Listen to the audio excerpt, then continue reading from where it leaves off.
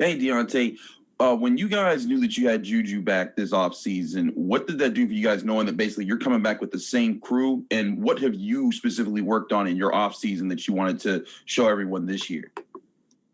Just by him coming back, I mean, just brings back that chemistry that the whole group has as a whole. I mean, because like I said, we're a really tight group and we all get along with one another. We close friends or whatnot. So just being able to have him back is fun. And pretty much I really been working on really much everything, to be honest, because can't really just focus on one specific thing. Yeah, I mean, I had drops last year, but that all comes with like focus and stuff like that. So, and just having that confidence in myself. So I just really just been believing in myself every time I step on the field and just knowing every time the ball come my way, I'm going to make that catch regardless, no matter where it's at.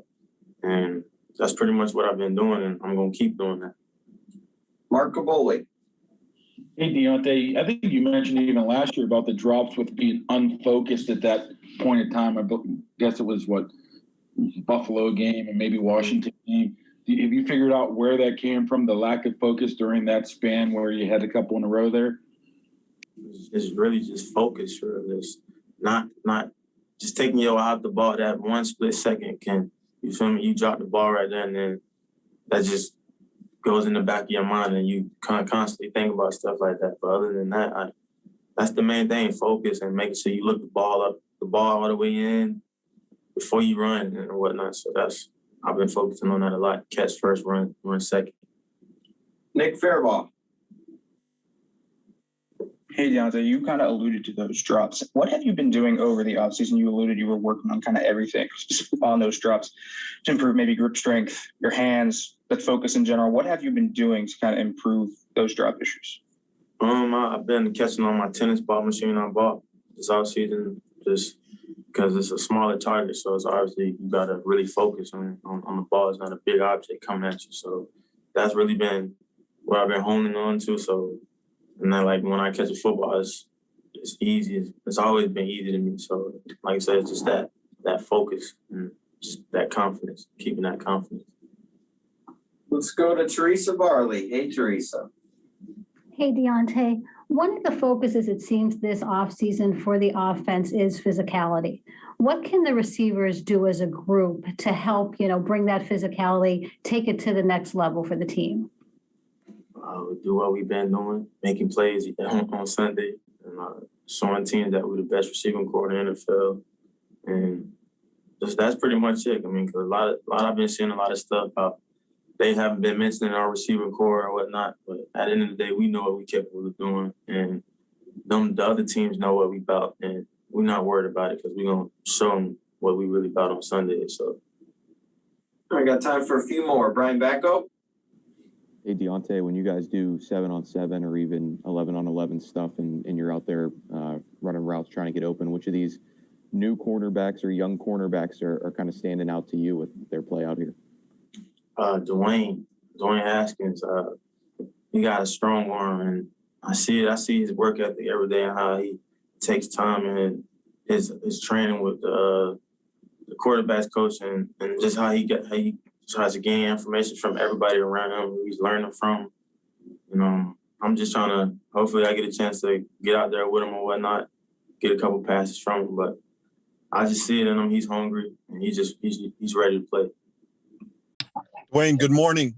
I was curious that after what happened in Washington when you came here, was there any one thing that you kind of wanted to show the Steelers? Did you feel that you need to, did you have to prove something to them? Just coming here to Pittsburgh, I just wanted to prove to the coaching staff and my teammates how much I love football, and this is a grateful opportunity to be here and just showing that my mind's in the right place and that I'm willing to work to be able to show my talents and be able to work and earn a spot here. Dale Lally, DK. Yeah, Dwayne, were you surprised at your release by Washington? I mean, they just used a first-round pick on you at your hometown team, and a little over a year later, they let you go? I wouldn't necessarily say I was surprised. It was just part of the business. It wasn't necessarily the people that, were brought in by the new coaching staff, and understanding that this is a business and realizing that as the season went on that, just things weren't going the way that we both wanted it to. And being able to be here now in the spot, we can work hard and be able to figure things out together. And, just grateful for the opportunity Washington gave me. But it wasn't completely surprising, but it was also definitely unfortunate to be able to be released the way that I was. Ed Bouchette, The Athletic.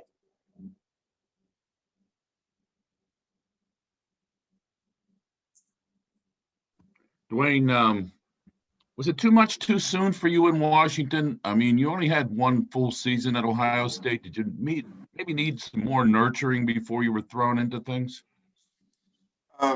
This is like the nature of the business. You need to be played, you got to be played, and definitely situations are different, and environments that you get into when you get drafted isn't always something that you can plan for or be necessarily prepared for, especially coming out of Ohio State or coming out of any college. But I tried the best that I could, and just didn't work out the way that I wanted it to. But it's grateful to be here in Pittsburgh, and just thankful for the opportunity just to have another shot. Jenna Harner, PXI. Dwayne, just what's it been like working in the Steelers quarterbacks room up to this point? It's been great. I had a prior relationship with Josh. I've known him since college, and he's been really great with just being able to help me with nuances of the offense. And I worked out with Mason in the offseason, and I got to know him prior to coming out here for the minicamp and OTAs. And I've been a Big Ben fan for a while.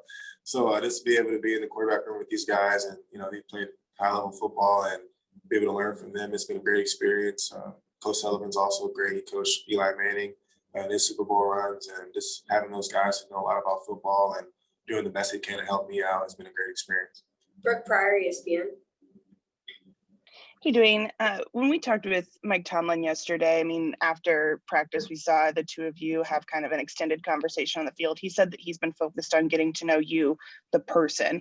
How much can a relationship with Mike Tomlin kind of help you make this transition or get your mind right and kind of get rebooted in the NFL? Your relationships are everything. I mean, on the field, off the field, definitely the environment and the circumstances that you are a lot to do with your success on the field. And Coach Tomlin's been a great guy as far as just, being able to get to know me as far as what I need to do as a quarterback and then what I need to do off the field and things of that nature. And he's been very hands-on with me in our communication. And I was grateful for, a Hall of Fame coach to take the time that he's taken the time with as far as helping me out. And he's made that known to me. He's been a great, motivator, just being able to talk to me. We play defense, and he talks a little stuff to me on defense and stuff like that. He tries to get me to throw the ball in the coverage, and I'm learning not to do that. So, he's been great. It's a lot of fun, and everything I heard about him has been true, and everybody loves him around here. So I see why. Joe Rudder, Trib.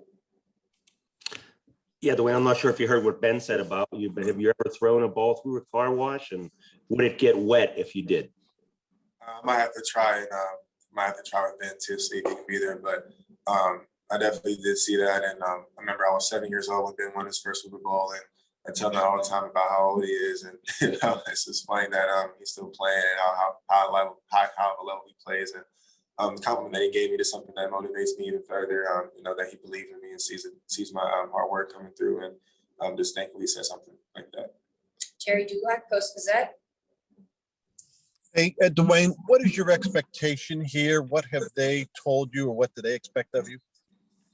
My expectations here is to, make everyone who decided to take a chance on me look good, and just work as hard as I possibly can, and let my work speak for itself. And of course, I want to be able to take after Big Ben and stuff like that, but that comes within due time. And just being able to do everything I need to do on a day-to-day basis. And they expect a lot out of me as far as just being prepared and being the best version of myself. That's what they pretty much want from me, and allowing that to just speak for itself.